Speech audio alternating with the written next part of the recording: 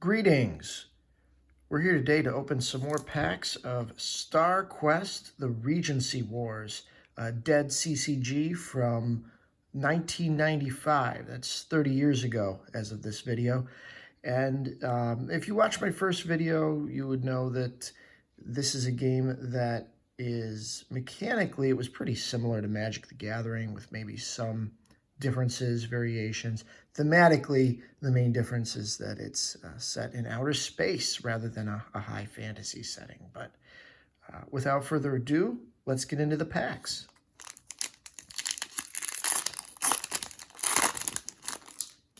Okay, first pack. Ooh, Deathblow. This is a 4/4 Cyborg faction cruiser. Troop capacity again. In this game, you had to carry your ground forces through space and land them on the enemy planet. That was part of the game. And you know, this is interesting. It has a +2 attack if you're attacking shields. So there's other cards in here that let you augment your ships, kind of like an aura, and you know, might give you additional defense, but this gives you additional attack only against those shields. So it kind of nullifies that effect without completely overpowering this ship. This is an Imperial gunship. You know, it's a 2/3. Just look at that art again, though. I really love the art in this game. Imperial Rangers, Marines. You know, I don't remember having seen this card before. Oh, and this can only be blocked by troops 2/2 or greater. So he can't be blocked by the weaklings. He'll just run right through them because they're Marines. An orbiting defense system. This is interesting. You know, I opened a lot of packs both before I started making these videos, and a lot of these I have not seen before. So this is a really exciting pack. An orbiting defense system next to your homeworld to defend it against enemy attack by any one blocking ship.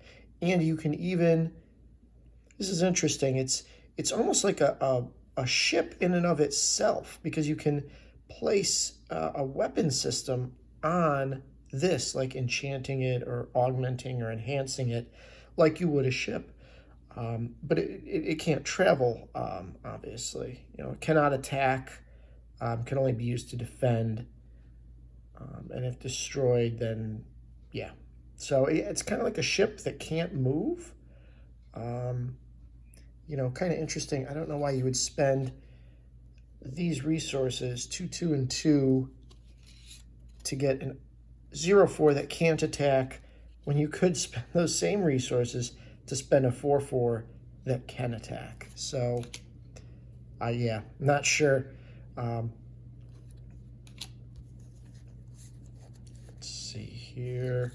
Okay, these are our resources. Again, we're going to have one from each faction of that type. So these are natural resources for the 5 factions. And then we've got some effects. Industrial espionage, we've seen that one before. Ooh, I don't remember seeing these guys in any other packs. These are just a really basic, you know, 1/1 trooper. No special abilities, just some flavor text. Yeah, but they look pretty cool. A Gorgon Horde, Scout. An escape pod. Okay, yep, this is if your ship is carrying troops and that ship gets destroyed, you can use this to save that trooper back to your hand rather than it going to your scrap heap or discard pile. These guys, mercenaries. Well, they're mercenaries, but they're still working for the Imperium. So, Colonial Troopers 1/1. And really not anything special, just a bunch of flavor text there. And this is the Shadow. Looks I don't know, the front of it looks kind of foreboding. Then you realize it's small. There's only a single being riding in it, and it's just a 1/1 scout. Okay. Well, that first pack was pretty cool. Some cards in there I had not seen before. Again, prior to making these videos or anything else. So, okay, Myrmidons. These are some Saurian. They look a little goofy in that picture, but it's fun still. Ooh, Cyborg Marauders. We got these in a previous video, but yeah, I mean 3/2. I've got this first strike keyword. I'm assuming that means what I think it means. Similar to the Magic the Gathering term, but yeah, it looks like a pretty good ground trooper. Scary looking. Ooh, the Sword of Damocles. Here we go. An Imperium Dreadnought 6/6. Well, again, I'm going to be honest. This one, similar to the other Imperial Dreadnought that we opened, it looks more like an orbiting space station than a Dreadnought, but I guess this one looks, maybe a little more like it flies around instead of just orbiting. But hey, regardless, 6/6, troop capacity is 6, no special abilities. But this is probably about as big as these ships come in this game that I've seen. Pulse laser. Okay, so this augments your ship. Yeah, look at that art. That I mean, adds +3/+0 to your attack strength. It looks like it could do some damage for sure. All right, we've got our resources. These are technology resources today. I love I love how this factory looks.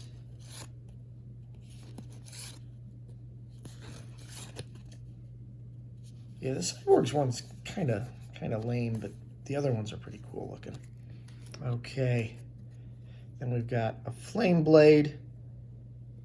This is just a little 1/1 scout for the Imperium. This is a flash effect. Disband. Oh, you can play this at any time. So you can play this on your opponent's turn, and they're coming over to your planet with a bunch of troops. You just play this card on them. I mean, it does cost 5 resources, but you play this card on them, and those troops just all go back to their hands. So their invasion they planned of your world, that's not happening this turn. Ooh, cyber. Now, these guys don't look terribly cyborgish. They look fairly human, but yeah, these guys, I've not seen these guys before, and very cool artwork. Okay, they get +1, so when they're attacking, they're a 2/2, but when they're defending, they're just a 1/2. But they're a ground unit, kind of on the lower end of things, but very cool artwork. The High Iron. It's this isn't just an Imperial fighter ship, so it's a 2/2. It's not a little one, but still pretty small. A pulsar cannon. Well, this just looks like a less powerful version of that pulse laser that we saw back. Again, this is gonna augment your ship or outpost or homeworld. I guess it gets a little bonus if you're attacking Imperium ships. I guess the gunners for this particularly dislike the Imperium. And the Home Guard. Just some basic colonial troopers. Okay. Pack 3. Okay. So here's a Gorgon battleship. Pretty big, pretty powerful. That's cool. A Devastator. These are cyborg destroyers. But, they're not just a basic 3/3. They're a 3/4, so they're, maybe a little cut above the rest. Yeah, its strong defensibility allows it to survive damage that would destroy other ships of its size, so it's a little better. We've got the Iron Legion. Boy, getting some really good cyborg cards in these packs. That's oddly enough, it gets a bonus against other cyborg troops. So I guess you could have the two players playing the same faction fighting each other. Ooh, there's a shiny card. It's a homeworld. But every player has to have a starting homeworld in their deck.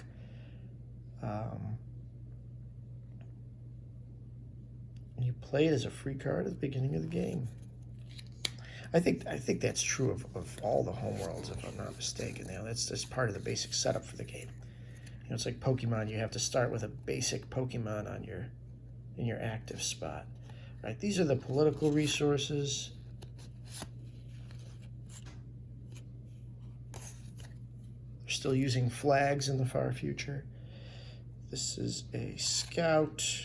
Environmental sabotage. One of my favorite artworks from this game. These are some basic Saurian troops. Really scary looking, but then you realize, hey, it's just a 1/1 scout. Power Surge. Oh, cuts their defense in half. That seems like it could be useful. And these guys, great name, some interesting artwork, but they're just a 1/1. Okay, last pack. Yeah, we've really gotten some cool cards in these packs. What do we? The Razor Tooth. Okay, so here's now a Vorpal Dreadnought. Just a 6/6, no special abilities, but it looks like, I guess, a fighter is landing in a fighter bay or something.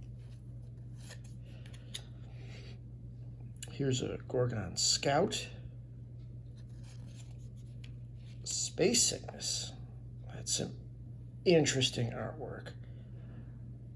Targeted ship loses all Imperium and Cyborg troops. Those troops go to the scrap heap, so that's really interesting.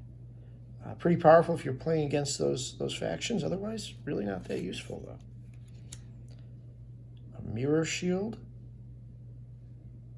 This is one of the more powerful shields. Some of the shields I've seen before are, add 1 or 2. This one adds 3 to your defense. Okay, in these we've seen the resources before. These are the natural resources, 1 for each of the factions. Okay, and then we've got a fighter. Loses the special weapons and defenses till end of turn. I'm not sure what they mean by special. Maybe it's things you've played on top to augment, or maybe I'm assuming that's probably what that means.